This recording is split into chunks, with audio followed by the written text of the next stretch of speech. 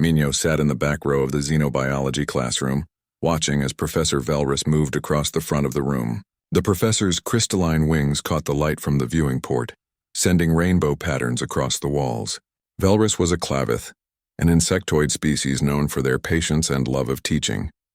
Her forearms gestured elegantly as she spoke about the upcoming semester project. The classroom was full of students from at least 20 different species. Some sat in chairs like Minho did. Others floated in specialized gravity fields. A few hung from the ceiling by choice. This was normal at Galactic Academy Station Harmony, where young beings from across known space came to learn together. Your assignment for this term is simple, Professor Velrus announced, her translator device converting her clicking sounds into words everyone could understand. You will each bring a companion animal from your homeworld. Something domesticated, something that represents the bond between your species and another living creature.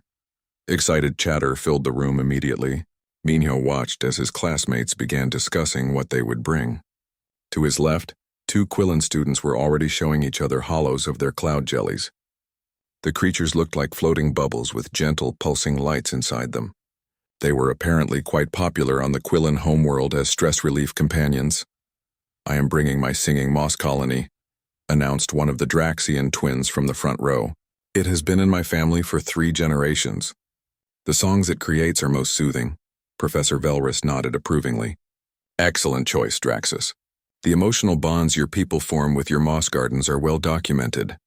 Across the aisle, Raxus was already tapping notes into his datapad.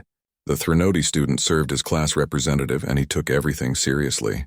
His 6 limbs moved in constant motion, 3 for walking and 3 for manipulating objects. His species came from a low-gravity moon where danger was rare and predators were almost unknown. What about you, Hana? Velrus asked, turning to one of the other human students in class. Hana smiled brightly. She was from one of the Mars colonies and had been at the academy for 2 years already. I will bring my rabbit, Professor. His name is Snowball. He is very soft and friendly. A rabbit, Velrus repeated, searching her database. Ah yes, a small herbivorous mammal from Earth. Maximum weight of approximately 4 kilograms.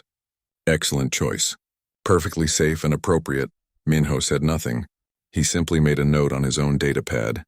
Yura, who sat beside Minho, leaned over and whispered, What are you going to bring?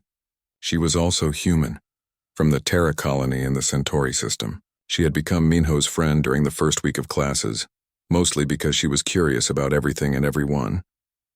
I have something in mind, Minho replied quietly. Something from Earth? Yes. Is it small and cute like Hana's rabbit? Minho paused before answering. It is a very common pet on Earth. Millions of humans have them. Yura seemed satisfied with this answer and turned her attention back to the professor. But Minho noticed Raxus glancing back at him with his large, reflective eyes. The Threnody student seemed suspicious, though Minho could not imagine why. The next day, Minho went to the station's biosecurity office. It was located in the administrative section of the station, past the main gardens and the commercial district. The office was small and filled with scanning equipment and containment protocols. Administrator Kell sat behind the main desk, his slug-like body draped across a specially designed chair that accommodated his species' unique physiology. I need to request an environmental permit, Minho said, handing over his datapad. Kell's eye stalks extended as he reviewed the information. The sluggish administrator took his time, reading every line of the genetic profile and transport requirements. His skin changed from pale green to orange, which Minho knew indicated surprise or concern in Parathian body language. This is for a class project, Kell asked slowly. Yes, sir. Professor Velrus assigned it. We are to bring companion animals from our homeworlds. And this is a common companion animal on Earth? Very common. One of the most popular, actually. Kell's eye stalk swiveled to look at Minho directly. Young human, I must warn you. The regulations are very clear. Any organism that poses a danger to station inhabitants will result in immediate expulsion. This could also create a diplomatic incident between Earth and the Council. I understand, sir. All proper containment protocols will be followed. The animal is fully trained and has all the necessary health clearances. I have documentation from Earth's Interstellar Animal Transport Authority. Kell examined the documents for another long moment. Finally, he pressed his approval seal onto the datapad. Very well. But I am flagging this for additional security monitoring. I hope you know what you are doing. Thank you, sir. As Minho left the office, he did not see Kel immediately sending a priority message to the station security chief. He also did not see the security chief forwarding that message to every department head on the station. By the next morning, rumors had begun spreading through the academy. Students whispered in the hallways between classes. What was the human student bringing that required special permits? Why had biosecurity flagged it as potentially concerning? Even the faculty began asking questions. In the cafeteria at lunch, Yura sat down across from Minho with her tray. She looked worried. Minho, what is going on? Everyone is talking about you, are they? Yes. They are saying you requested special containment protocols. They are saying biosecurity is worried. What are you bringing to class? Minho took a bite of his synthetic protein bar before answering. Just my pet from home. His name is Max. Max, Yura repeated. And Max needs special containment? Only as a precaution. Earth's gravity is higher than the station standard. The temperature and humidity requirements are different. The permit is mostly about making sure Max is comfortable during transport and while he is here. This was true, but it was not the whole truth. Minho knew that the real concern was about what Max actually was, but he saw no reason to cause panic before the presentation. Everything would be clear soon enough. Is Max dangerous? Yura asked directly. Minho considered the question. Humans have different standards for companionship than most species. We form bonds with animals that other species might find surprising. But Max is trained. He is gentle. He has lived with my family since he was very young. He sleeps in my room at home. He is family. Yura did not look entirely reassured, but she nodded. Okay, I trust you. But please be careful. Some of our classmates are already nervous. That evening, Minho sent a message to Earth. His parents confirmed that Max had passed all the medical screenings and was ready for transport. The journey would take 3 days through the regular shipping channels. Max would be comfortable in the climate-controlled cargo hold, with monitoring systems tracking his vital signs constantly. Minho included a personal message in the data packet. Take care of yourself, boy. I will see you soon.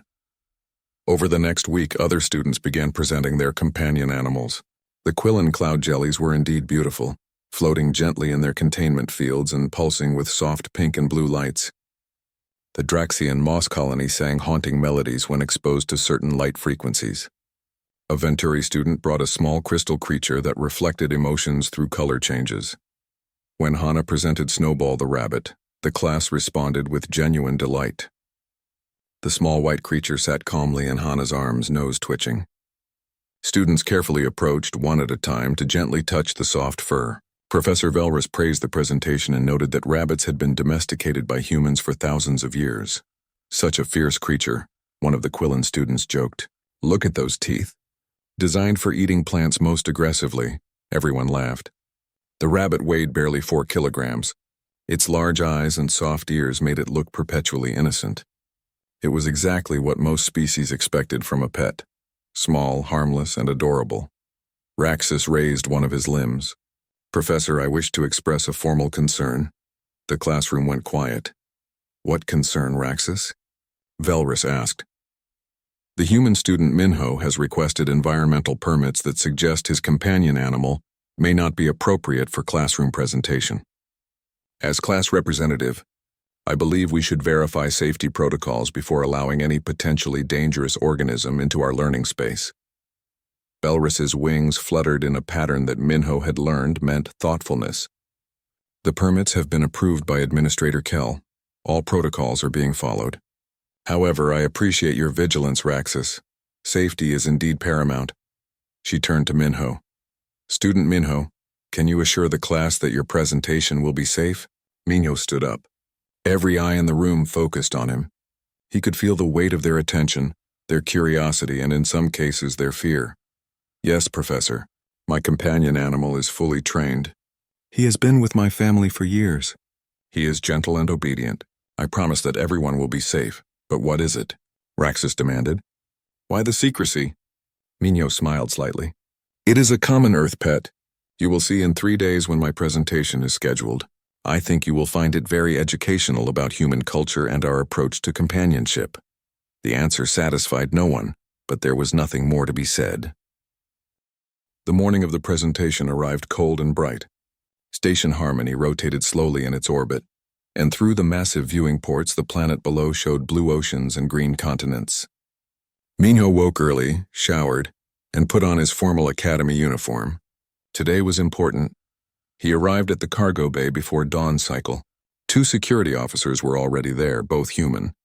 Their names were Kyung and Jiwon, and they worked in the station's security division. They stood beside a large reinforced transport crate with professional alertness. "Student Minho?" Kyung asked, checking his datapad. "Yes, that is me. We need to review the protocols with you before we move this container to your classroom. Administrator Kel wants everything documented." Jiwon stepped forward. She was shorter than her partner, but had the confident bearing of someone trained in crisis response. "We have reviewed the genetic profile of your companion animal. We understand this is a canine species, specifically a German Shepherd. Is that correct?" "Yes. The database indicates these creatures were originally bred by humans for protection and herding purposes. They have significant jaw strength and predatory instincts, even though they are classified as domesticated." Minho nodded. "That is all true, but Max has been trained since he was a puppy. He responds to voice commands. He has never shown aggression toward anyone unless commanded to protect." Kyung and Jiwon exchanged glances. Jiwon spoke again. "We are required to have tranquilizer protocols ready. Not because we do not trust you, but because this is regulation for any animal over 20 kilograms with predatory characteristics." "I understand." From inside the crate came a soft sound, a whine followed by scratching. Minho's heart lifted. He recognized that sound. "Can I see him?" Kyung consulted his datapad. "Briefly, but we need to move soon. Your presentation is scheduled for 2 hours from now." They opened a small viewing panel on the side of the crate. Inside, Max sat waiting. He was a large dog, even by German Shepherd standards. His black and tan coat was clean and brushed. His ears stood up alert. When he saw Minho, his tail began wagging so hard his entire back end moved with it. "Hey, boy," Minho said softly. "I missed you too. Just a little longer, okay? Then we can play." Max barked once, a deep sound that echoed in the cargo bay. Both security officers tensed immediately, hands moving toward their equipment belts. "That is just his happy bark," Minho explained. "He is excited to see me." "That is a happy sound?" Jiwon asked skeptically. "Yes." They sealed the viewing panel and began the process of moving the crate. It required an anti-gravity sled and careful navigation through the station corridors. Early morning students stopped to stare as the procession passed. Word spread quickly through the Academy's communication networks. The human's mysterious pet was on the move. By the time they reached the xenobiology classroom, a crowd had gathered. Students who were not even in the class had found excuses to be nearby. Professor Velrus was already there, her wings held in a pattern that indicated controlled anxiety. "Student Minho," she said formally, "all containment protocols are in place. The presentation area has been reinforced with emergency barriers. Medical teams are on standby. Are you certain you wish to proceed with this?" "Yes, Professor." "Max is harmless if treated properly. He is a good example of human-animal bonding." "Very well.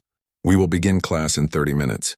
The crate will remain sealed until your turn to present." The classroom filled quickly. Every seat was taken, and additional students stood along the walls. Minho had never seen such attendance for a simple class presentation. Raxus sat in the front row, his 6 limbs arranged in a defensive posture. Yura had saved a seat for Minho near the back, but she looked nervous. "Are you really sure about this?" she whispered when he sat down. "Very sure. Everyone is scared. They will not be scared after they meet him properly." Professor Velrus called the class to order. "Today we will witness the final presentations of our companion animal project. I remind everyone that the purpose of this assignment is to understand the diverse ways that different species form bonds with other life forms. We must approach each presentation with open minds and respect for cultural differences." Her compound eyes seemed to focus particularly on the area where Minho's crate sat, surrounded by security barriers and monitoring equipment. The first presentation was a Tilvan student showing a small crystalline creature that communicated through musical tones. It was beautiful and completely harmless. The class relaxed slightly. The second presentation featured a floating plant that responded to emotions by changing colors. Also safe, also gentle. Then it was Minho's turn. He stood and walked to the front of the classroom. The crate sat there silent now. Inside, Max was waiting patiently. Minho could imagine him sitting alert, ears forward, watching for the door to open. My name is Minho, and I am from Earth. Specifically, from the region called Korea. Today I want to share with you one of humanity's oldest and most important companion animals. His name is Max, and he is a German Shepherd dog. He pulled up a holographic display showing images from Earth, pictures of dogs throughout human history, ancient drawings of wolves, photographs of modern dogs performing various tasks, guiding blind humans, finding people trapped in collapsed buildings, running alongside children in parks, sleeping peacefully beside hospital beds. Humans began domesticating dogs approximately 40,000 years ago, Minho explained.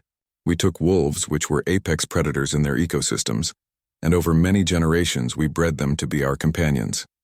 Today there are hundreds of different dog breeds, each designed for different purposes, but all of them share something important. They are loyal, they are intelligent, and they form deep emotional bonds with humans. Raxus raised a limb. You are saying you domesticated apex predators? On purpose? Yes. Why would any species do such a thing? Minho smiled.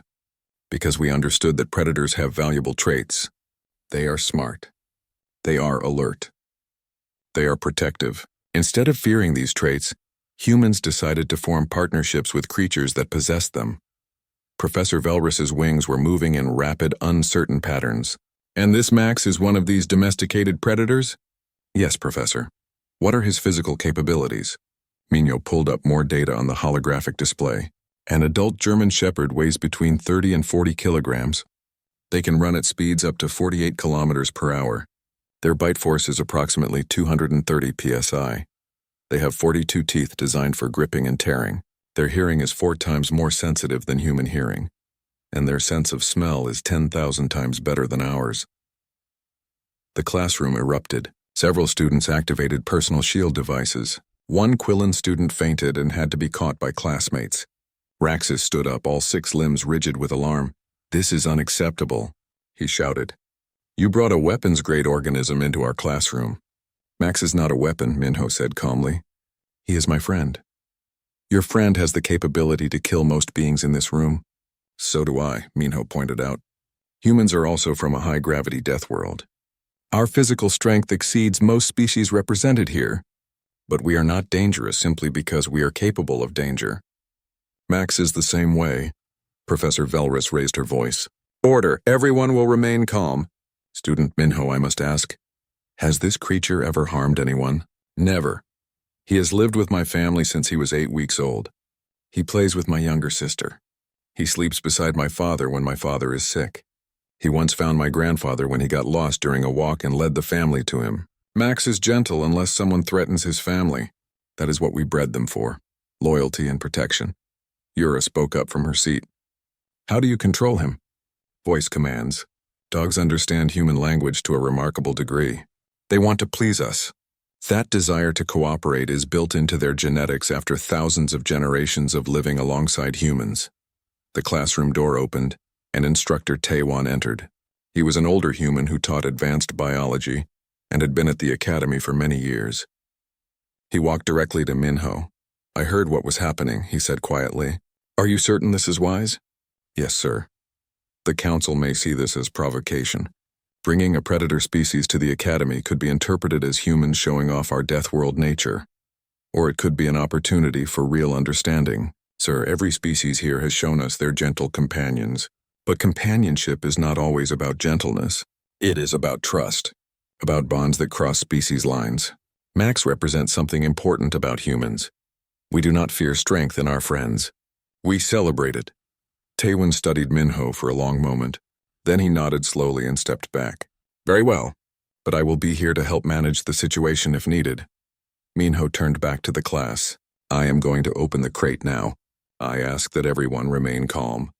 Sudden movements and loud noises can startle dogs, though Max is very well trained. If you stay in your seats, nothing bad will happen. He moved to the control panel on the crate. His hand hovered over the release button. Raxus's voice came out high-pitched with stress. This is insane. Humans are insane. Minho pressed the button. The front of the crate began to open. The classroom held its collective breath. Security officers positioned themselves with tranquilizer weapons ready. Max sat perfectly still in the center of the classroom, his brown eyes watching Minho with complete attention. The tension in the room was thick enough to touch. Every student remained frozen in place, uncertain whether they should run or stay. The automated safety barriers hummed softly around the presentation area, ready to activate at the first sign of danger. Professor Velris's wings had gone completely still, which Minho had learned meant she was thinking very carefully. Her compound eyes reflected the light in patterns that suggested she was accessing multiple database sources simultaneously, probably reviewing everything known about Earth canines in the span of seconds. "Student Minho," she said slowly, "I need clarification on several points before we proceed. You stated that this animal has a bite force of 230 psi. For context, that is sufficient to break bones in most species represented in this classroom." "Yes, Professor. And yet you claim he is safe." "He is safe as long as he is treated properly. Just like I am safe even though I could theoretically harm many people in this room with my physical strength alone. Safety is not about capability. It is about intent and training." One of the Draxian students spoke up, his voice trembling. "On my world, anything with teeth like that would be hunted and eliminated. We do not permit predators near our cities." "That is a reasonable response for your species," Minho acknowledged. "But humans made a different choice.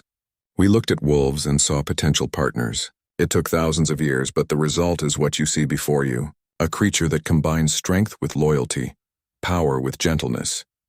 Raxus had finally lowered himself from his defensive climbing position on the wall, though his limbs still shook. "I require proof of this gentleness you claim. The creature has shown no aggression yet, this is true, but neither has it been tested." "What kind of test did you have in mind?" Minho asked carefully. "I do not know. Something that demonstrates control." "You say it obeys commands." "Show us," Minho nodded. This was the moment he had prepared for. He turned to Max and spoke clearly. "Max, down." Max immediately lowered himself to the floor, front legs extended, back legs tucked beneath him. His posture was completely relaxed. His tail continued its slow, happy wagging. "Stay," Minho commanded, then walked to the other side of the classroom. Max did not move. His eyes followed Minho, but his body remained still. Minho stood there for a full minute. Max waited patiently, not even shifting his weight. The discipline was remarkable. Several students began whispering among themselves, their fear slowly transforming into curiosity. "Come," Minho called. Max stood in one fluid motion and trotted across the room to Minho's side, where he sat again without being asked. The movement was graceful and completely non-threatening.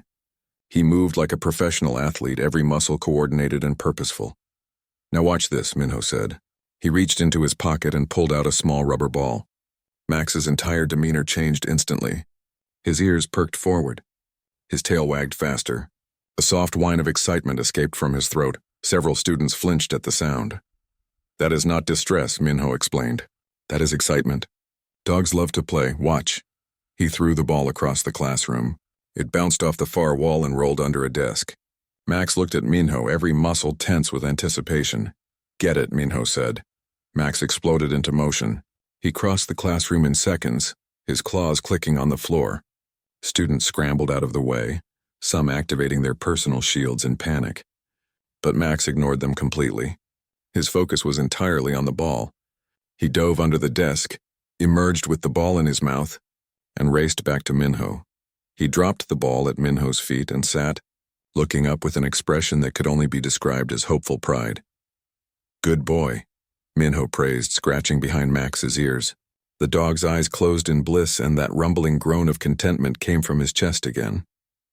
Professor Velris moved closer, though she maintained a respectful distance. "The speed is alarming. If he wanted to attack someone, they would have no chance to escape." "That is true," Minho agreed. "But he does not want to attack anyone. He wants to play. He wants affection. He wants to be part of a family. Those are the instincts we cultivated in his species." Yura had been watching intently from her seat. Now she stood up slowly. "Can I approach him?" Every eye in the classroom turned to her. Minho smiled. "Of course. But move slowly and let him sniff your hand first." That is how dogs gather information about new people. Yura walked forward carefully. Her hands were shaking slightly, but her face showed determination. She was scared but curious, and curiosity was winning. When she was a meter away from Max, she stopped and extended her hand palm down. Max's nose twitched as he took in her scent. His tail wagged. Then he moved forward and pressed his nose against her palm, sniffing thoroughly. After a moment, his tongue came out and he licked her hand once. Yura gasped, then laughed. It is wet. And warm. That means he likes you, Minho said. You can pet him if you want. Just be gentle. Yura reached out tentatively and touched the top of Max's head. His fur was soft and thick. She ran her fingers through it experimentally. Max leaned into the touch, his eyes half closing in enjoyment. Oh, Yura breathed. Oh, he is so soft. I was expecting him to feel, I do not know, more dangerous somehow. Many people think that before they meet their first dog, Minho said. Instructor Taewon spoke up from where he had been observing. The contrast between appearance and behavior is striking. To most species in this room, this animal looks like a pure predator, but his behavior is more similar to the prey animals we have seen presented, seeking affection, responding to touch, showing submission. Not submission, Minho corrected gently. Trust Max is not afraid of any of you. He could easily hurt someone if he wanted to, but he does not want to, because he has been taught that people are friends. That is trust, not submission. Hana, the student who had presented her rabbit, stood up next. My family on Mars has been considering getting a dog. I told them I wanted to see one first before I made recommendations. May I also approach? Yes. Hana walked forward more confidently than Yura had. She came from a Terra colony, where dogs were becoming more common as emotional support animals for the stress of colony life. She knelt down beside Max and looked into his eyes. Hello, Max, she said softly. You are a handsome boy. Max's tail swept the floor in broad, enthusiastic strokes. He turned his head and licked Hana's face. She laughed in surprise. He kissed me. That is how dogs show affection, Minho explained. They lick faces, they lean against you, they follow you around. Physical closeness is important to them. More students were starting to stand now. The initial terror was wearing off, replaced by scientific curiosity and the natural desire to understand something new and strange. But not everyone was convinced. A Venturi student whose species came from a world with virtually no predators spoke up. This is all very impressive, but I must ask, what happens if the creature becomes angry? You say he is trained, but training can fail. What if someone accidentally hurts him? What if he feels threatened? It was a fair question. Minho appreciated that it was asked seriously rather than as an accusation. Dogs do have defensive instincts, Minho admitted. If someone deliberately caused Max pain, he might snap or growl as a warning. But even then, his first response would be to retreat or alert me. Aggression is always a last resort, and in 3 years he has never bitten anyone. Not once. But he could, the Venturi pressed. Yes, just like any creature with teeth could bite, just like I could punch someone. But we do not judge based on capability alone. We judge based on behavior and intent. Professor Velrus had been making notes on her datapad throughout the exchange. Now she looked up at the class. This presentation is forcing us to reconsider our definitions of domestication. Traditionally, we have understood domesticated animals as creatures made harmless through selective breeding, small, gentle, dependent. But humans have demonstrated a different approach. They have domesticated a predator while keeping its strength intact. They have created a partnership rather than dominance. Raxus spoke up again. His voice was still nervous but less panicked than before. I am trying to understand the human perspective. You find comfort in having a dangerous animal in your home. This provides you with what exactly? Minho thought about how to explain it. Security, yes.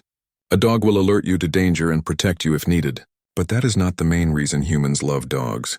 We love them because they love us unconditionally. A dog does not care if you are successful or wealthy or beautiful. He cares that you are his human. That kind of loyalty, that pure affection, is rare and precious. It is worth the small risk. Small risk? Raxus sounded incredulous. That creature could kill most beings in this station. So could a human, Instructor Taewon interjected. Yet you attend classes with Minho, Yura, and Hana every day without fear. You have learned that humans, despite coming from a death world, are peaceful and cooperative. The same principle, applies to human companion animals. The discussion was interrupted by a soft whine from Max. He was looking up at Minho with an expression that any dog owner would recognize immediately. He needs to go outside, Minho said. I mean, he needs to use the facilities. Professor Velris's wings fluttered. The next hour transformed the xenobiology classroom into something unprecedented in Galactic Academy history. What began as a frightening demonstration of a death world predator evolved into an impromptu lesson about the nature of trust, loyalty, and the surprising ways that different species could form meaningful bonds. Professor Velris had abandoned her formal lesson plan entirely. She stood near the front of the room, her crystalline wings reflecting her excitement and fascination in patterns of shifting colors. Her forearms moved constantly, taking notes, pulling up comparative data, and gesturing as she asked questions. Student Minho, she said, you mentioned that humans have been domesticating canines for 40,000 years. Can you explain the process in more detail? How does one take an apex predator and transform it into a companion? Minho sat on the floor with Max beside him. About half the class had gathered around them in a loose circle, no longer hiding in the back rows. The other half watched from a safer distance, but even they were leaning forward with interest rather than pressing against the walls in terror. It started with wolves, Minho explained. Ancient humans and wolves were both pack hunters. We both used cooperation to survive. Some wolves began following human hunting parties, eating the scraps we left behind. The bravest wolves came closer. The friendliest ones were tolerated and eventually welcomed. Over many generations, these wolves became dependent on humans. We fed them, protected them, bred the friendliest ones together. He ran his hand along Max's back. The dog's eyes closed contentedly. Eventually, they were not wolves anymore. They were dogs. Their bodies changed. Their brains changed. Most importantly, their understanding of family expanded to include humans. A dog sees his human as part of his pack, as someone to protect and love. A Quillen student raised a tentacle. But the physical capabilities remained? The teeth, the speed, the strength? Yes, we kept those traits because they were useful. Dogs could help us hunt. They could guard our homes and herds. They could pull sleds through snow and search for people trapped in disasters. We wanted partners, not pets that were completely helpless. Yura, who had been petting Max for the past several minutes, spoke up. I have been researching Earth animals since I met Minho. Humans have domesticated many predators.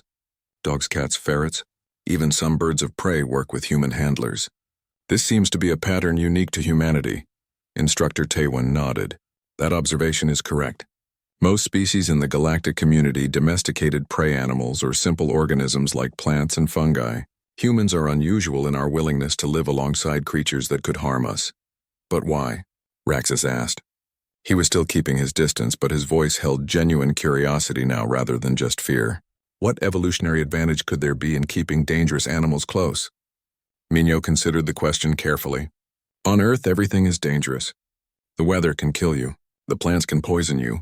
The animals can eat you. Humans survived not by becoming the strongest or fastest, but by being the smartest and most adaptable. We learned to use every resource available, including forming alliances with other species. A human with a dog is more effective than a human alone.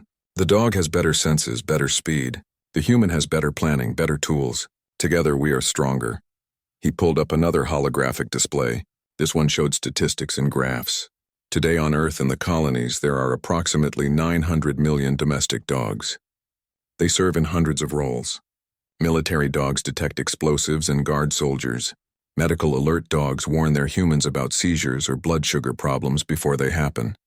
Therapy dogs provide comfort to people with mental health issues. Search and rescue dogs find people trapped in collapsed buildings or lost in wilderness.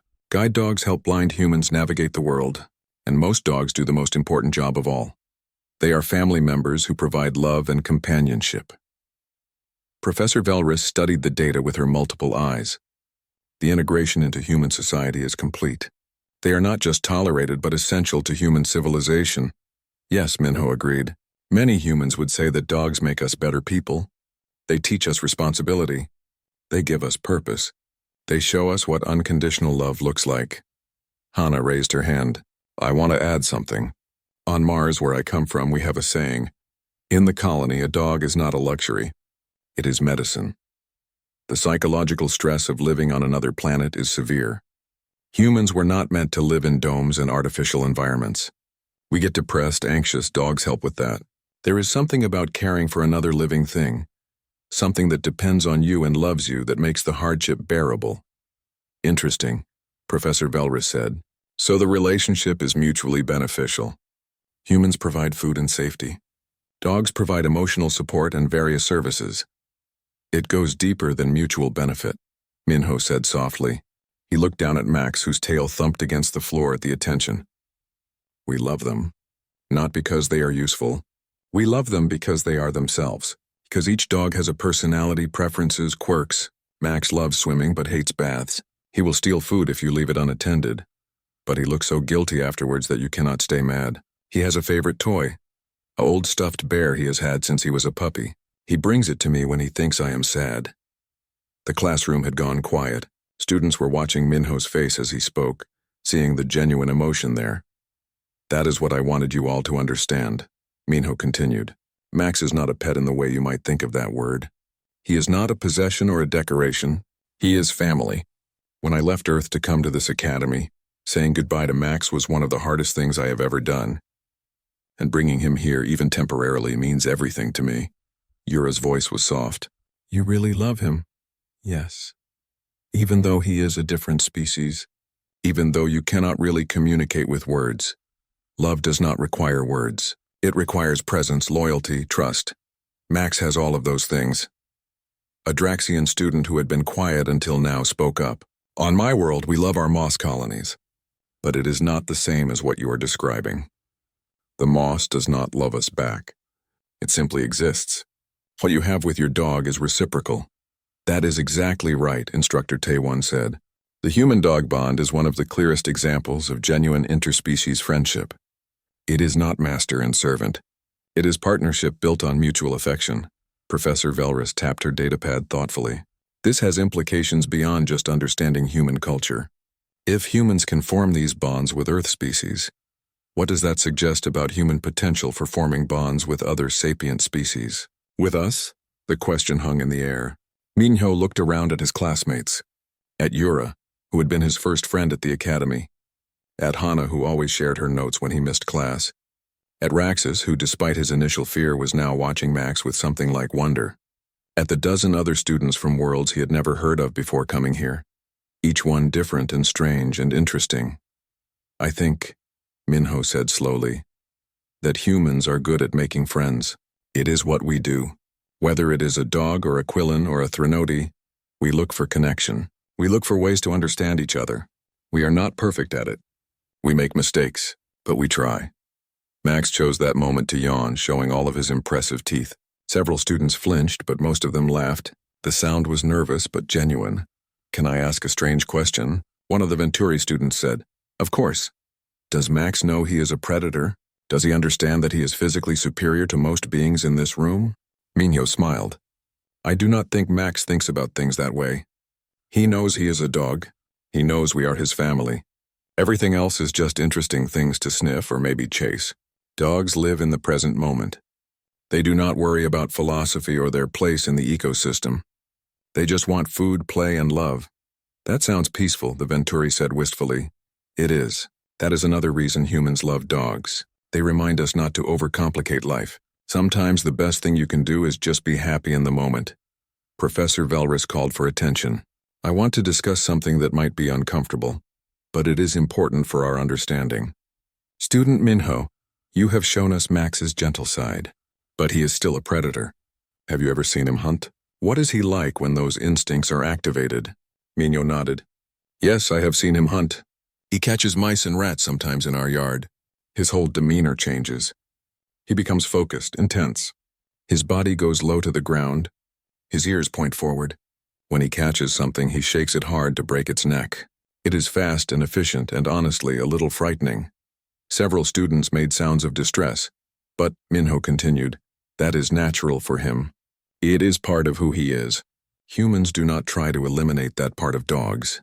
We just make sure it is directed appropriately. Max can chase toys and play, which satisfies his hunting instinct without anyone getting hurt. And if there really is a rat problem, well, he is very good at his job. You do not find it disturbing? Professor Velrus asked. To see your companion kill? No more disturbing than eating meat is for me. Predation is natural. It is part of the ecosystem. Max is not cruel when he hunts. He is just being a dog. Instructor Taewon added his perspective. The presentation ended, but the impact of what happened in that xenobiology classroom continued to spread throughout Galactic Academy Station Harmony like ripples in a pond. By evening, footage of the event had been shared across the station's network. By the next morning, it had reached the broader galactic information systems. By the end of the week, Minho and Max had become minor celebrities across known space. The security footage was particularly popular. Someone had edited it into a compilation showing the moment the crate opened, the initial panic of the students, and then the gradual transformation as fear turned to curiosity and eventually to affection. The final shot showed Professor Velrus, an insectoid clavith who had probably never touched a mammal before in her life, gently petting Max while the dog's tail wagged in contentment. The image had spawned countless discussion threads and analysis pieces. Minho found the attention overwhelming at first. Everywhere he walked on the station, beings stopped to stare or ask questions. Some wanted to meet Max. Others wanted to argue about whether bringing a predator to the academy had been appropriate. Most just wanted to understand how humans could be so comfortable with something so dangerous. 3 days after the presentation, Minho sat in the academy gardens with Max at his side. The gardens were one of the few places on the station with real plants and open sky, maintained under a large atmospheric dome. It was early morning station time, and the light had that soft quality that made everything look peaceful. Yura found him there, carrying 2 cups of coffee from the cafeteria. She handed one to Minho and sat down beside him on the bench. Max immediately put his head on her lap, looking up with hopeful eyes. He knows you will give him attention, Minho said with a smile. I cannot help it. He is too sweet. Yura scratched behind Max's ears exactly the way Minho had taught her. Have you seen the forums? Everyone is talking about you and Max. I have tried not to look. It is too strange seeing myself discussed by thousands of beings I will never meet. Most of it is positive. People are fascinated. Some universities are even requesting you as a guest speaker to discuss human-animal relationships. Minho sipped his coffee and watched the artificial sun rise over the garden dome. I just wanted to pass my class assignment. I did not intend to start a cultural revolution, Yura laughed. Maybe that is why it worked. You were not trying to make a statement. You were just sharing your friend with people who needed to understand. Over the next few weeks, something unexpected began happening. Other human students at the academy started bringing their pets to campus. It started with Hana's rabbit, which had already been presented. But then Dahi brought her cat, a sleek black creature named Shadow who regarded the alien students with the casual disdain that cats seem to show everything. A student from the Europa colony brought his ferret. Someone from the belt stations had a parrot that could speak in 3 languages. Each presentation caused initial alarm, especially the cat, whose predatory grace and casual attitude toward personal space terrified several species. But each presentation also led to understanding. The aliens began to see a pattern. Humans befriended creatures that most species would avoid.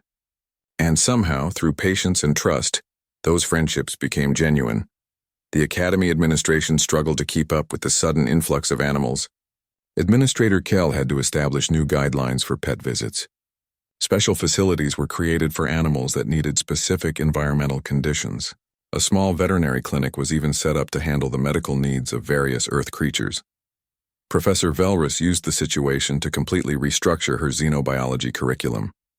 The course became focused on comparative domestication practices, with humans serving as the primary case study in non-traditional animal relationships. Other professors began incorporating similar themes into their own classes. The academy was changing, becoming more aware of the diversity of approaches to life that existed in the galaxy. Raxus, who had been the most frightened during the initial presentation, underwent perhaps the biggest transformation. He approached Minho in the cafeteria 2 weeks after the famous class. May I join you? Raxus asked formally. Of course. Raxus settled his 6-limbed body into a chair designed for his species.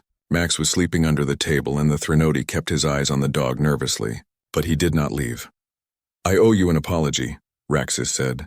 I reacted poorly during your presentation. I let my fear override my scientific curiosity. That was inappropriate for someone who claims to be a serious student.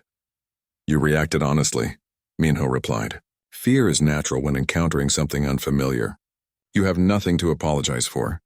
Still, I have been thinking about what you said. About humans forming bonds across species lines. About using strength to protect rather than to harm.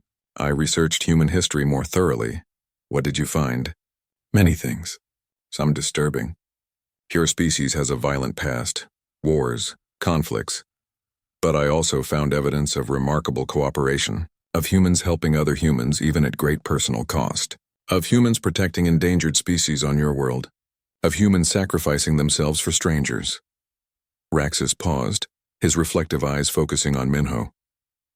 I think I understand now why you keep predators as companions. It is because you believe that anything can be redeemed through love and patience. You see potential for goodness even in dangerous things. That is a very human way of viewing the universe. Minho considered this. I think you might be right. Humans are optimists in a strange way. We look at wolves and see dogs. We look at dangerous worlds and see homes. We look at aliens and see potential friends. May I pet your dog? Raxus asked suddenly. Minho was surprised but pleased. Yes. Let me wake him up first so he knows you are approaching. He reached under the table and gently touched Max's side. The dog's eyes opened and his tail immediately started wagging. Minho guided him out from under the table and commanded him to sit. Remember to let him sniff your hand first, Minho reminded Raxus. Raxus extended one limb slowly. Max sniffed it carefully, then his tail wagged harder. The Threnody student moved his limb gently across Max's head, mimicking the petting motion he had seen others use. He is very warm, Raxus observed, and the texture of his fur is pleasant. I see why humans find this comforting. Dogs are good for stress relief, Minho said. Studies show that petting a dog lowers blood pressure and releases positive hormones. It is one reason they are so common in human spaces. They sat together for a while, Raxus continuing to carefully pet Max while Minho answered questions about dog care and behavior. Other students began to notice and approach.